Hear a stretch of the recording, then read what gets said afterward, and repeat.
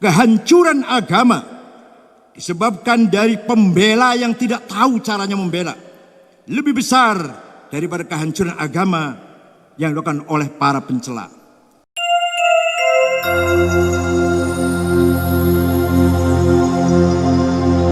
Assalamualaikum warahmatullahi wabarakatuh. Selamat malam, salam sejahtera untuk kita semua. Bismillah, alhamdulillah, wassalatu wassalamu ala sayyidina Muhammad Rasulillah wa ala alihi wa sahbihi wa man tabi'a sunnatahu wa jama'atah min yaumina hadha ila yaumin nahdah.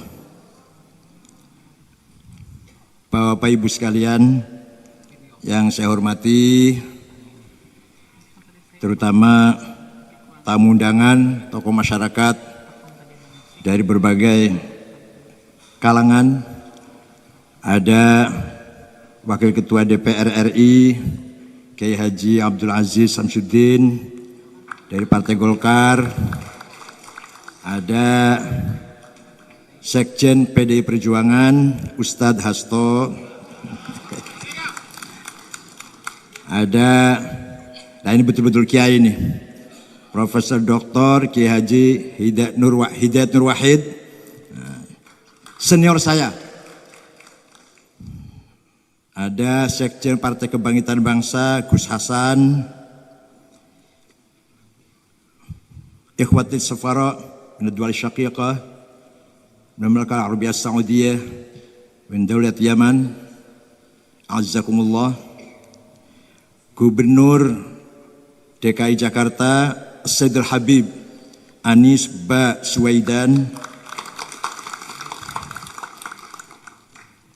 rekan-rekan dari pengurus Nahdlatul Ulama baik Syuriah maupun Tanfidiyah, datang Wakil Ketua Umum Profesor Dr. Insinyur Kiai Haji Maksum Mahfud, juga Sekjen Dr. Kiai Haji Insinyur Hilmi Zaini Faisal Hasan, para cendekiawan yang hadir, ada Profesor Dr.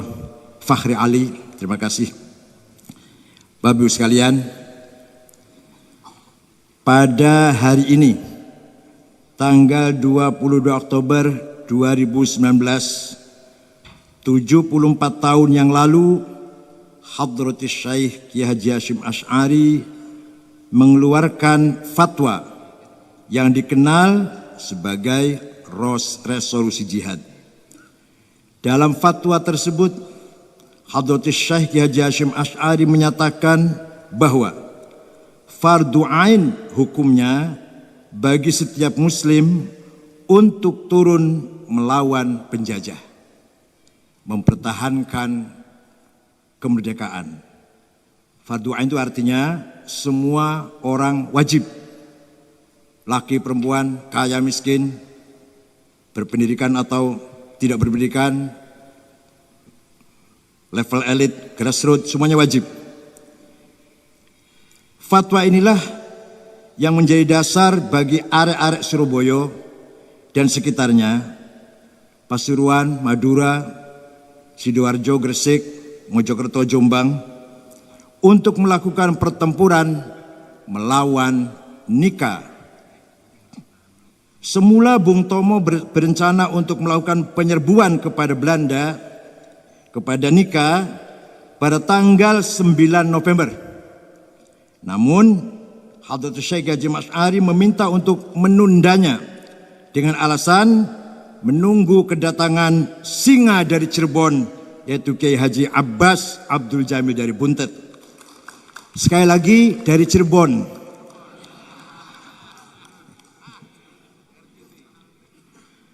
Setibanya di Surabaya, Kiai Abbas dan Bung Tomo bersepakat untuk melakukan penyerbuan terhadap pasukan penjajah dengan teriakan takbir Allahu Akbar. Kiai Abbas dan Bung Tomo bersama arek-arek Surabaya dan sekitarnya melawan pasukan Nika.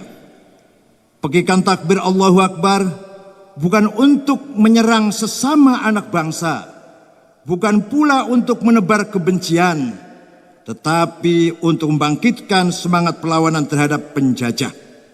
Akibatnya, pemimpin Nika, Brigjen Malabi, tewas bukan di tangan TNI, tapi di tangan santri Tebuireng bernama Harun, yang selanjutnya melahirkan pertempuran 10 November.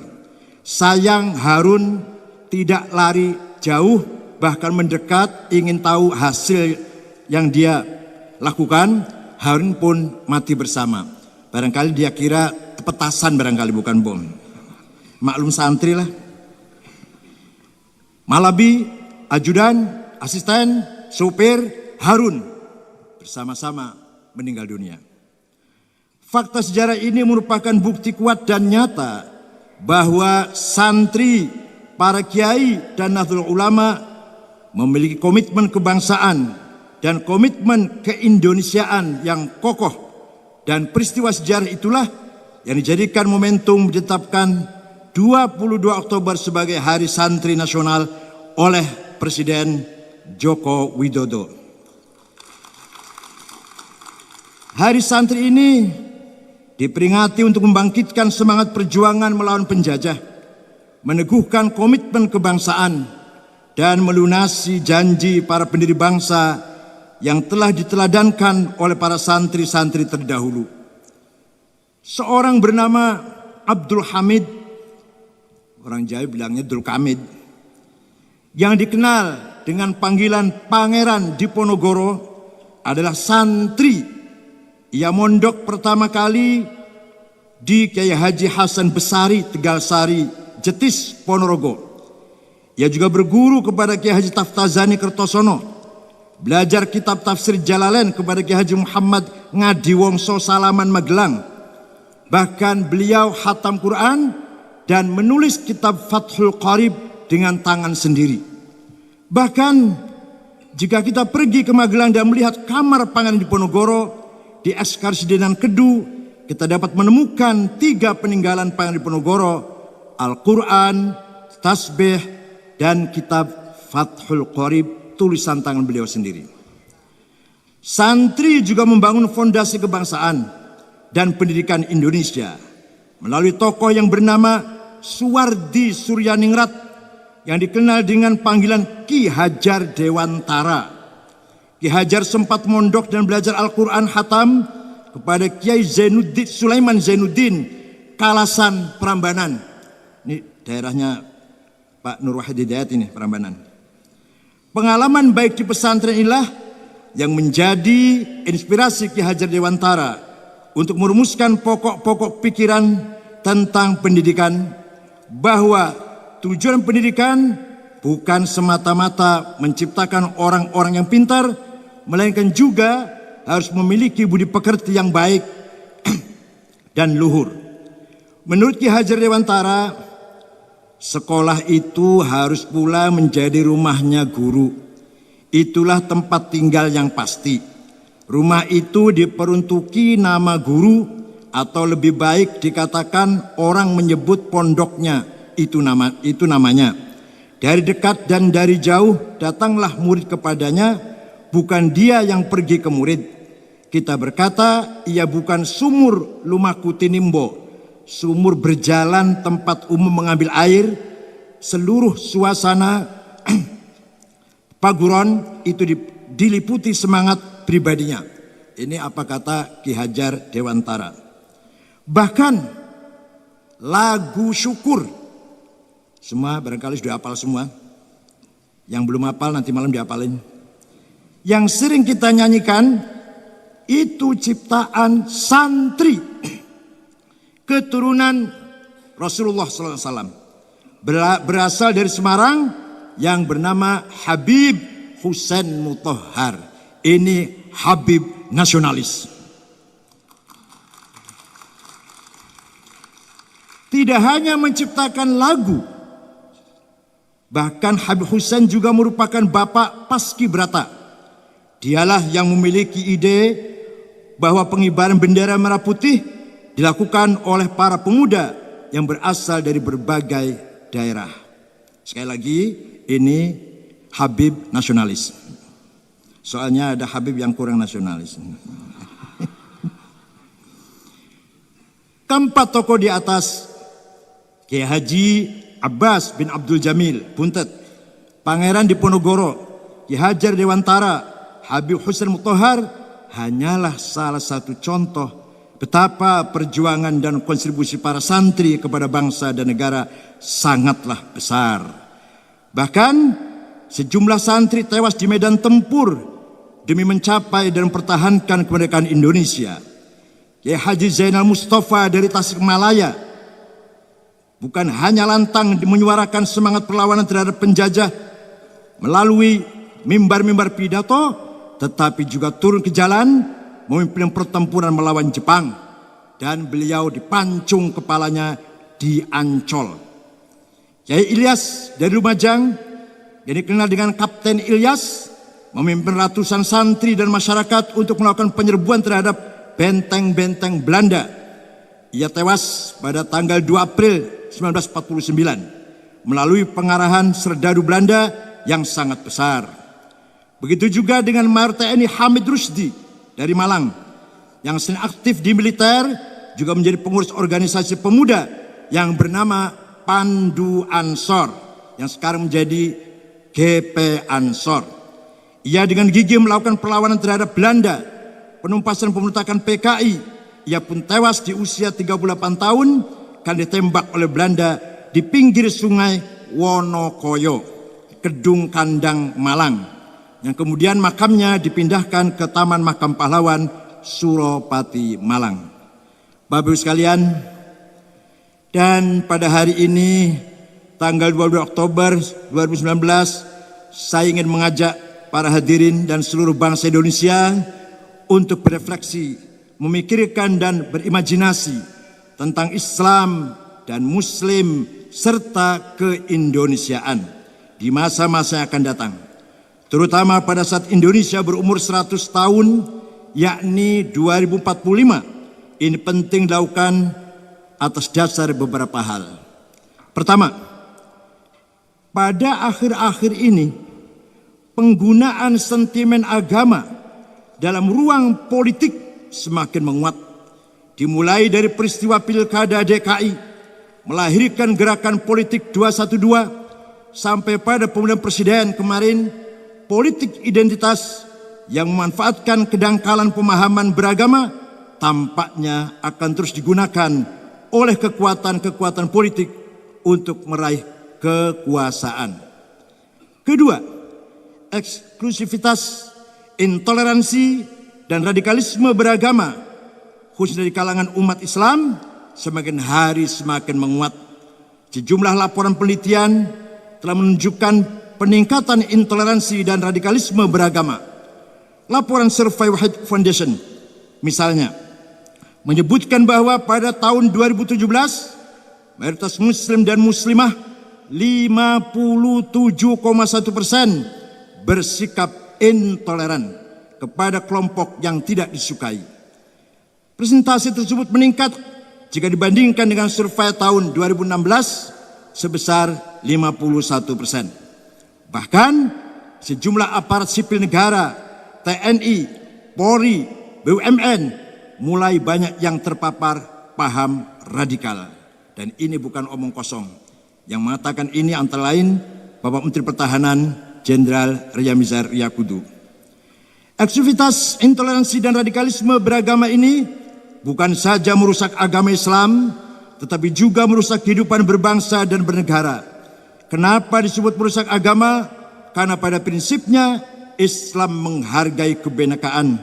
Karena intoleransi dan radikalisme inilah sesama anak bangsa saling mengkafirkan, saling menyalahkan, bahkan saling memusuhi. Terkenal dengan Ansarud Daulah, jamaah takfiri. Semua kita ini kafir semua, halal darahnya.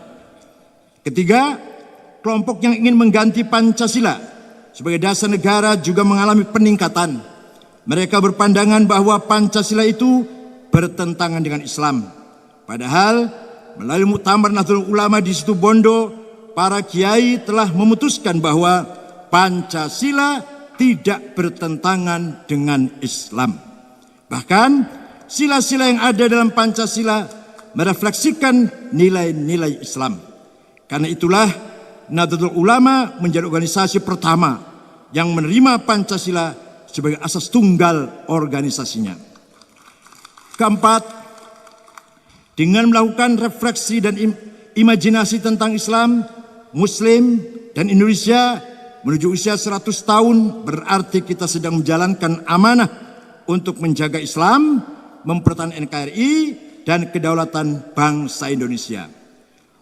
Imam Ghazali berkata, Abu Hamid Muhammad ibn Muhammad al-Ghazali, lahir tahun 450, wafat tahun 505 Hijriah, At-Tusi, Khurasan, mengatakan, wa dararus syar'i mimman yansuruhu la bitariqih aktsaru min dararihi mimman yat'anu fihi bitariqih. Artinya,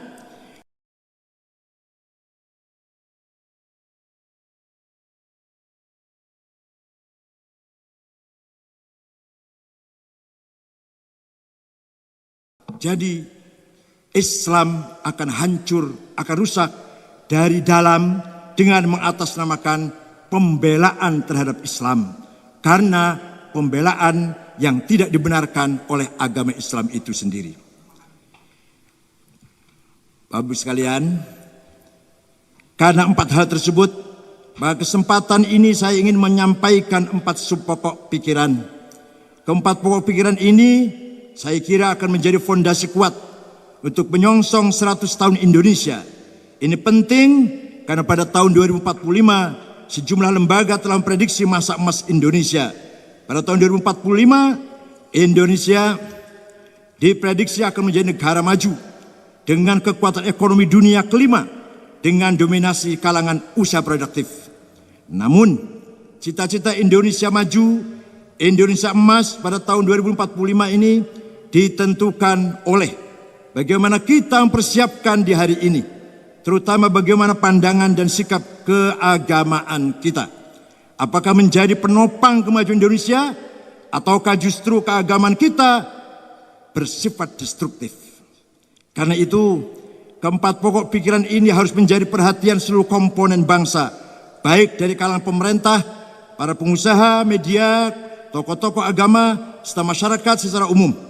Jika keempat hal ini diabaikan, Indonesia emas, Indonesia maju dengan menjadi kekuatan ekonomi nomor 5 dunia yang ditopang oleh bonus demografi hanya akan menjadi impian belaka.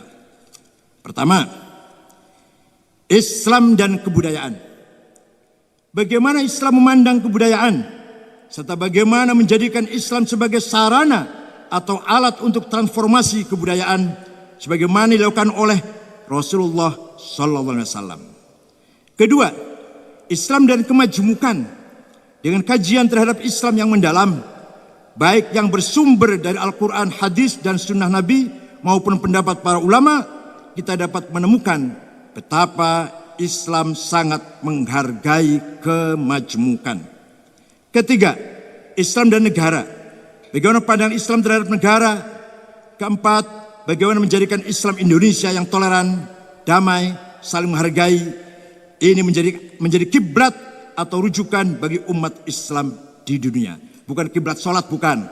Indonesia satusbih qiblatal muslimin thaqafatan wa hadaratan wa madaniyatan, insyaallah. Bapak Ibu sekalian yang berbahagia, Islam dan kebudayaan. Islam turun di Arab bukan untuk melakukan judgement terhadap kebudayaan, seakan-akan Islam dan budaya berada pada oposisi biner atau berhadapan-hadapan, tetapi untuk melakukan transformasi kebudayaan dengan cara melakukan afirmasi dan akomodasi terhadap kebudayaan-kebudayaan yang sudah ada. Karena itulah tidak heran jika sejumlah tradisi tetap dipertahankan, bahkan disyariatkan. Sekedar contoh, rukun Islam kelima, yaitu haji, adalah ritual yang berisi napaktilas perilaku para nabi seperti Nabi Adam, Nabi Ibrahim, Nabi Ismail. Al-Hajj ibadah qadimah min yom Ibrahim wa Ismail wa Adam. Begitu juga dengan ibadah puasa yang sudah dijalankan para nabi, para umat yang terdahulu, Nabi Musa, Sayyidah Maryam, semuanya orang yang melakukan puasa. As-saum ibadah qadimah. Begitu juga ketika Islam datang ke Nusantara, Islam yang dibawa dan diajarkan oleh para wali songo. Ini kalau yang belum hafal namanya, nanti malam dihafal wali songo siapa-siapa. Kalau nggak hafal bukan NU itu. Bukan dengan cara memberangus kebudayaan dan tradisi yang ada, melainkan menjadikan kebudayaan sebagai instrumen dakwah sehingga Islam dapat bersatu dan bersenyawa dengan kebudayaan setempat. Dalam kerangka inilah Islam Nusantara dikembangkan oleh Nahdlatul Ulama. Kalau kita baca sejarah Wali Songo, tidak ada wali masuk ke satu kampung takbir, nggak ada. Semua pendekatan budaya akhlakul karimah menghargai budaya setempat, mengharmoniskan antara teologi dan budaya.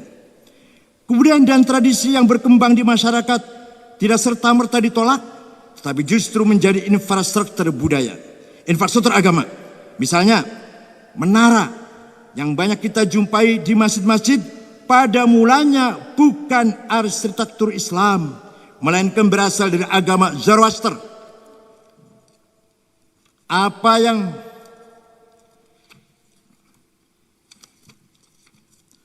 dilakukan oleh Islam adalah tidak serta-merta menolak keberadaan menara, tetapi memodifikasinya sehingga menara sampai hari ini tetap digunakan sebagai arsitektur masjid pada umumnya. Padahal arti kata menara, manaroh adalah tempatnya api. Ketika para sahabat menyebarkan Islam ke timur, menjumpai bangunan tinggi 10 meter, 15 meter, satu sama lain saling melihat, di atasnya ada api disembah. Oh, hadhihi manarotun, ini tempatnya api, manaroh itu. Apa sih kata sahabat? Apinya dibuang, menaranya dilestarikan untuk monumen masjid. Jadi menara itu dari Zoroaster. Allah berfirman dalam surat Al-An'am. Wah, pokoknya suratnya cari sendirilah, nggak usah saya tunjukkan, kayak enakan banget. Allah berfirman dalam Al-Quran, surat apa, ayat berapa, cari sendiri. Pasti ada di Quran. Wala tasubbul ladzina yad'una min dunillahi fayasubbullaha adwan bighairi ilm.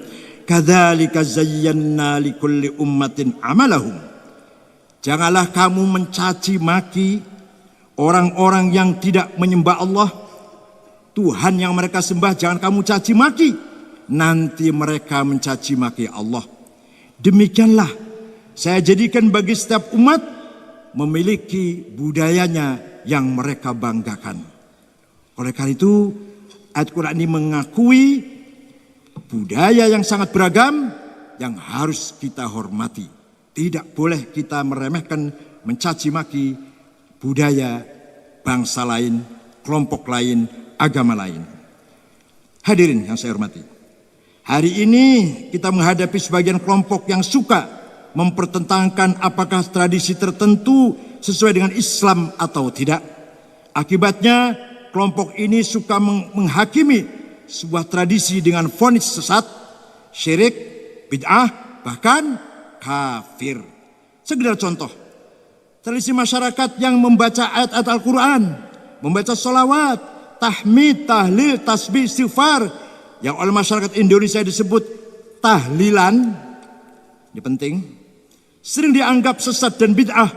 Begitu juga ketika masyarakat berkumpul untuk belajar dan membaca sejarah Nabi seperti dalam tradisi Mauludan, Barzanji, Diba, Simtud Durar atau Burdah, mereka anggap bid'ah. Penyebabnya sederhana, sejarah yang dibaca adalah dalam bahasa Arab. Jika saja dibaca terjemahannya dalam versi bahasa Indonesia, barangkali saya yakin tidak akan muncul tuduhan bid'ah. Karena mereka nggak ngerti bahasa Arab itu apa. Ngertinya cuma akhi, ukhti, abi, ummi, liqa, murabbi. Ya Allah. Taruh kiai, ada orang sesajen. Kiai tahu apa ini Pak? Sesajen, nasi sekepel di pojok rumah. Untuk apa? Mengusir roh jahat. Dedemit, tuyul, babi ngepet supaya lari. Kata kiai, kamu kan kaya. potong kambing satu dong. Masak beras 15 kilo. Setelah jadi 30 piring nasi, 30 piring lauk, lapor, Kiai sudah siap 30 piring nasi dan lauknya. Ditaruh di pojok mana? Ditaruh di perempatan mana? Ditaruh di bawah pohon mana? Kiai jawab, bukan ditaruh di pojok atau perempatan atau di bawah pohon. Dimakan oleh tetangga teman, terutama fakir miskin. Tapi sebelum makan, mari berdoa dulu kepada Tuhan. Minta apa? Agar kamu selamat, istrimu selamat, anakmu selamat, hartamu selamat, hidupmu selamat, matimu selamat. Maka namanya bukan sesajen, tapi alhamdulillah cerdas.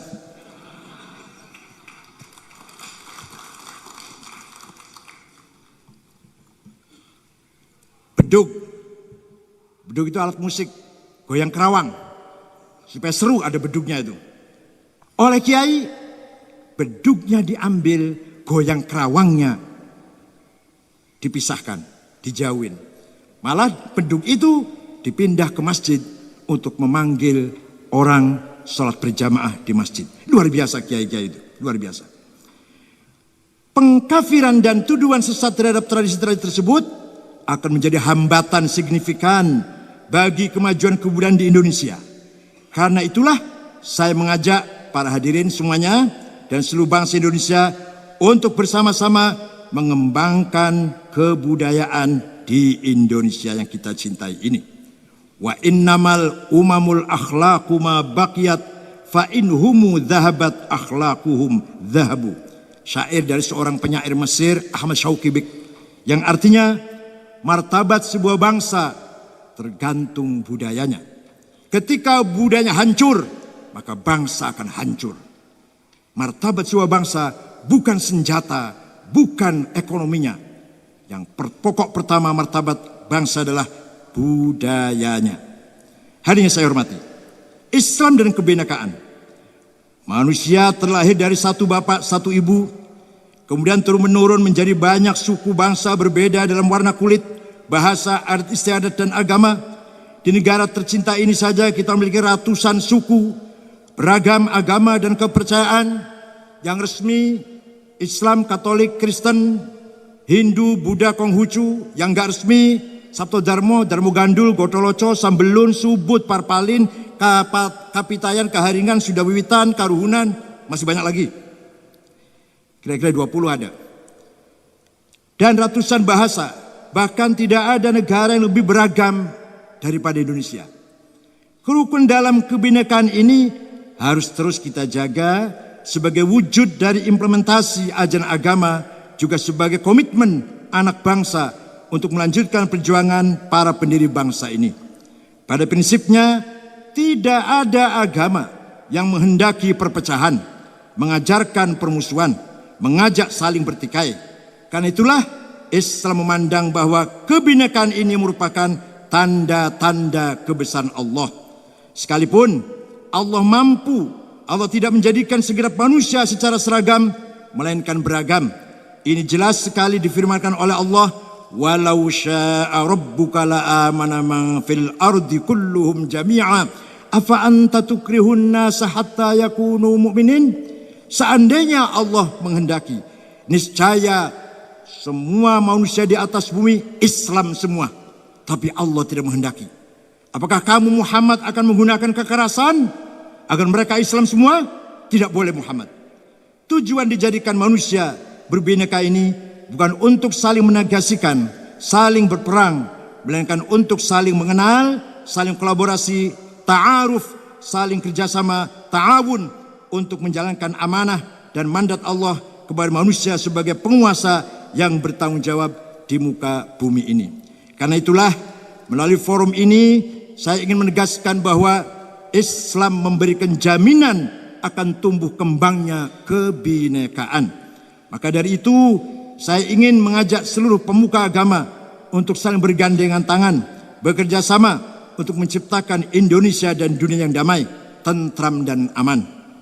Bapak Ibu sekalian, Islam dan negara, sebagaimana yang telah disebutkan di awal pidato saya tadi, bahwa akhir-akhir ini suara penolakan Pancasila dan nafsu untuk menerapkan formalisasi syariat Islam dalam kehidupan bernegara atau yang kerap kita sebut dengan sebagai NKRI bersyariah semakin hari semakin meningkat.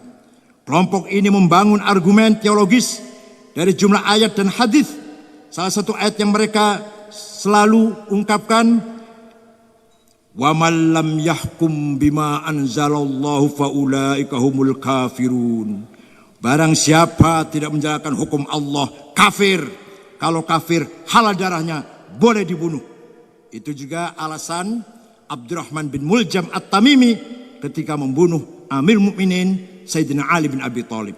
Ali dianggap tidak menjalankan hukum Islam, tapi selalu menggunakan musyawarah.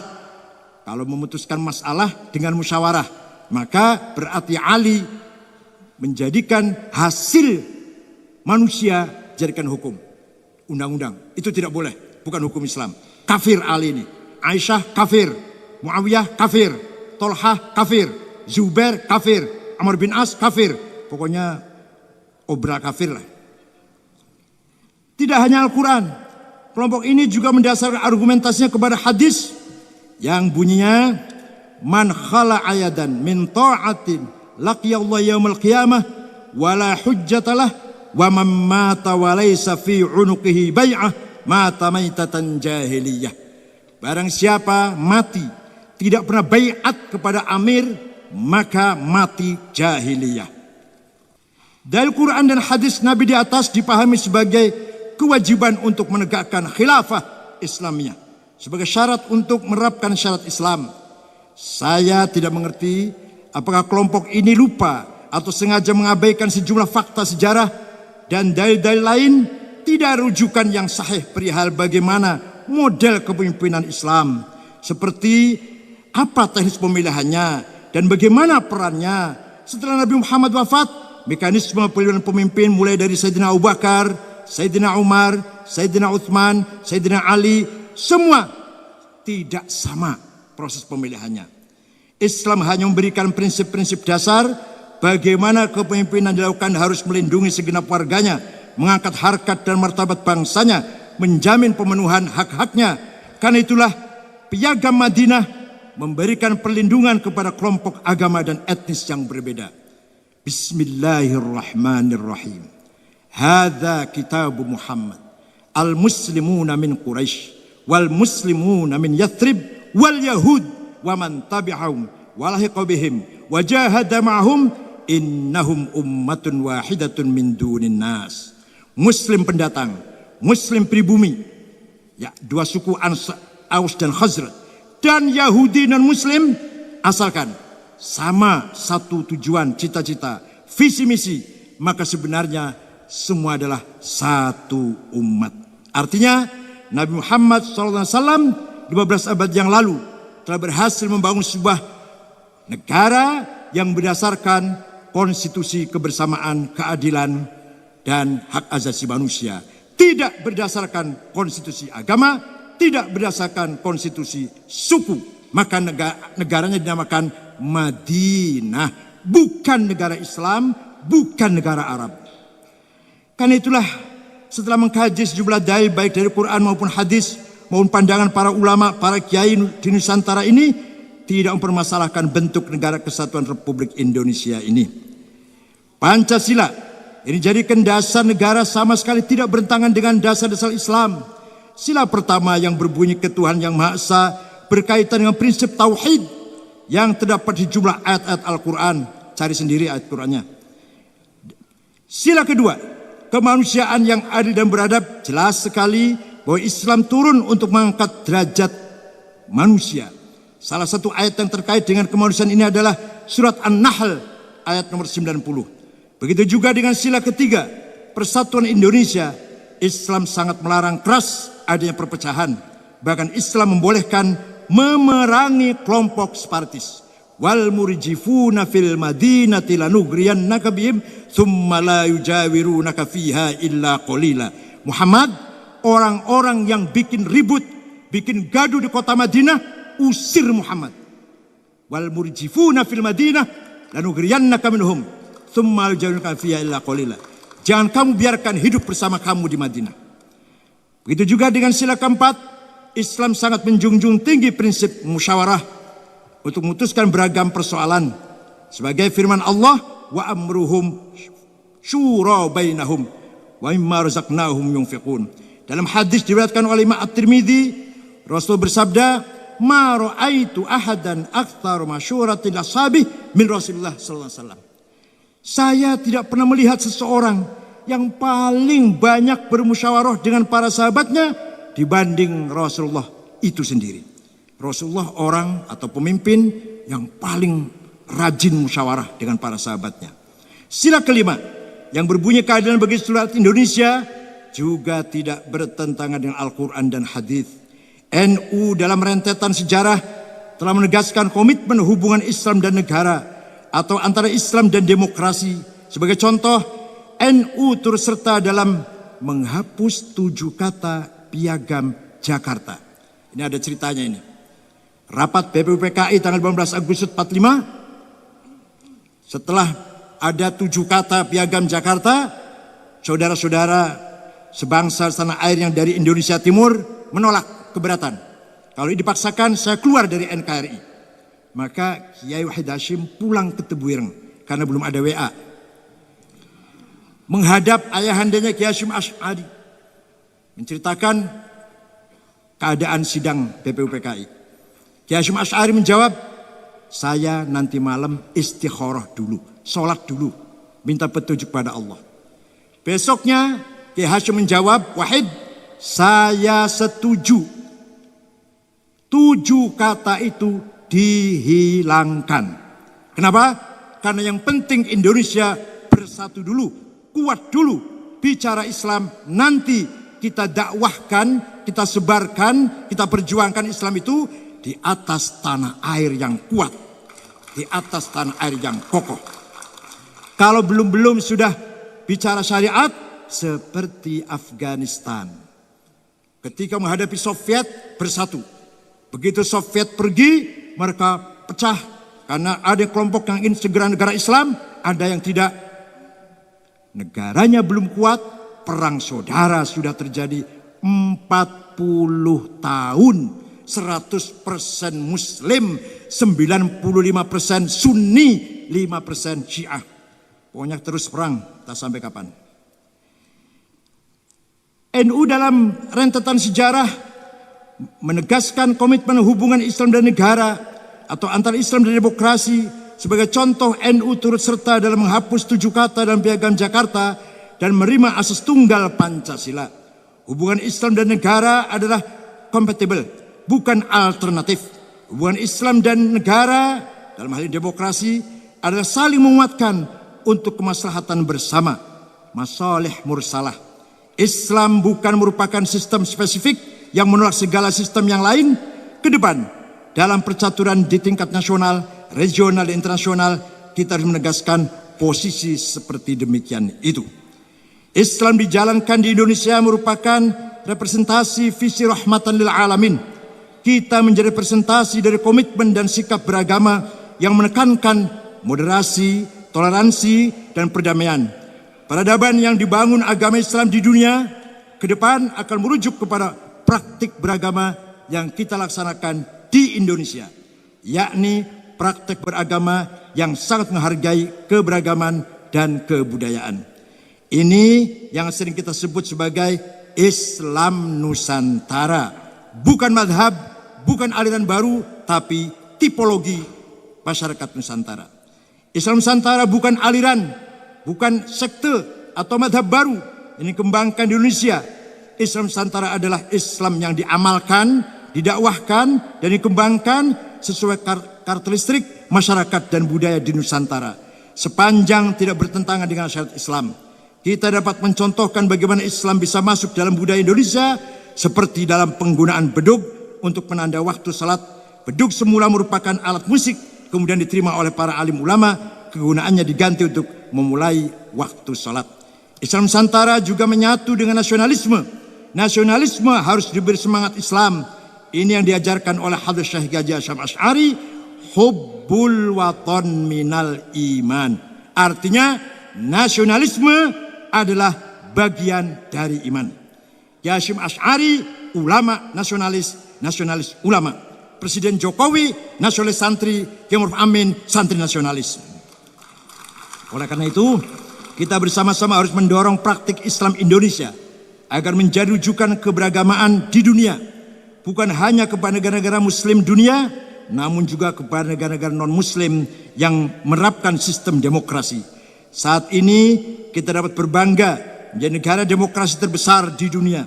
Pelaksanaan pemilu yang rumit di antara berita-berita yang cenderung mengedepankan pola post-truth dan ujaran kebencian, alhamdulillah tetap dapat dilaksanakan dengan damai, menghasilkan pilihan rakyat yang demokratis. Mengapa ini bisa terjadi? Atas berkat rahmat Allah dan didorong oleh keinginan luhur yang mendasarkan kepada komitmen dan praktek keislaman yang moderat, toleran, dan damai. Keadaan demikian akan menjadi pusat belajar demokrasi terhadap negara-negara demokrasi yang lain, yang justru menghasilkan pemimpin produksi hoax, berita, dan opini bohong. Indonesia adalah negara dengan penduduk muslim terbesar di dunia yang telah menunjukkan bukti adanya hubungan agama dan negara yang harmonis, kokoh, dan saling menguatkan. Dan karena itu kita akan menjadi rujukan dunia yang sesungguhnya. Tidak kurang, setiap tamu yang datang ke kantor PBNU selalu bertanya tentang Islam Nusantara. Baik kedutaan Eropa, Amerika, Australia, Timur Tengah, Asia, semuanya bertanya tentang Islam Nusantara. Ketika saya pergi ke Jepang, menyampaikan tentang Islam Nusantara, langsung setelah selesai saya berbicara 14 orang masuk Islam. Ketika di Hong Kong, di Medan Victoria, saya bicara tentang Islam Nusantara, selesai dari khutbah 2 orang masuk Islam. Mereka berdua mendengarkan ceramah saya dengan sungguh-sungguh, diterjemahkan oleh TKW-nya. Walhasil, pandangan Islam tentang kebudayaan, negara, dan kebinekaan secara tepat akan menjadi modal penting dalam membangun Islam Indonesia sebagai rujukan dunia.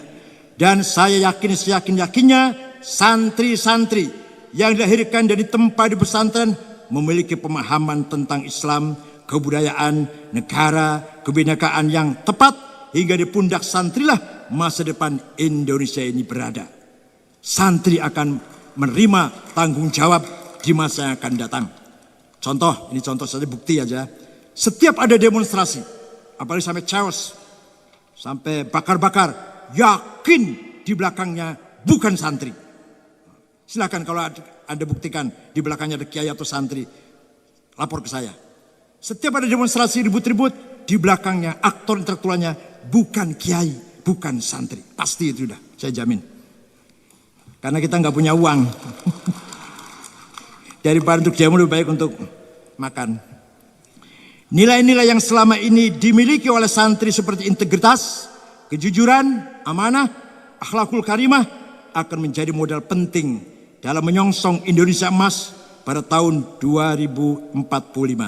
Tentunya saya berpesan santri harus terus mengembangkan tradisi kreatif, inovatif, dan berpikir kritis. Karena itulah melalui mimbar ini saya ingin menghimbau kepada Bapak dan Ibu semua untuk melibatkan santri menjadi subjek aktif dalam seluruh proses pembangunan bangsa dan negara.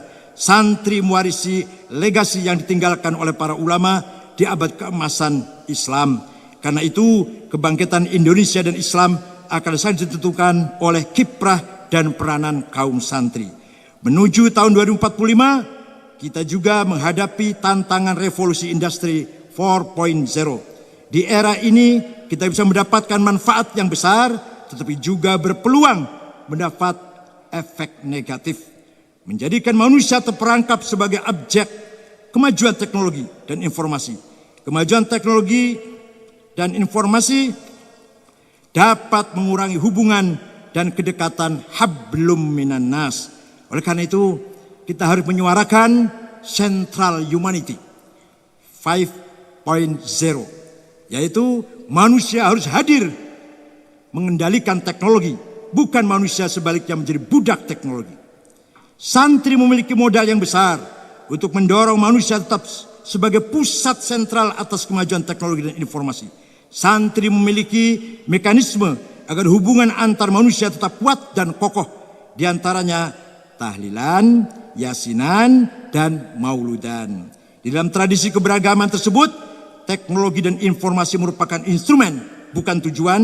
Dengan demikian, seluruh produk peradaban diarahkan untuk menguatkan kualitas kemanusiaan kita.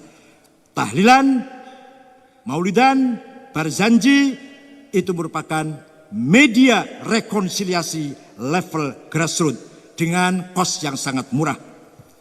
Ya paling-paling berkat lah. Selamat Hari Santri 22 Oktober 2019. Santri unggul Indonesia makmur. Syukran wa dumtum fil khairi barakati wan najah. Wallahul muwaffiq ila aqwamit thoriq. Wassalamualaikum warahmatullahi wabarakatuh.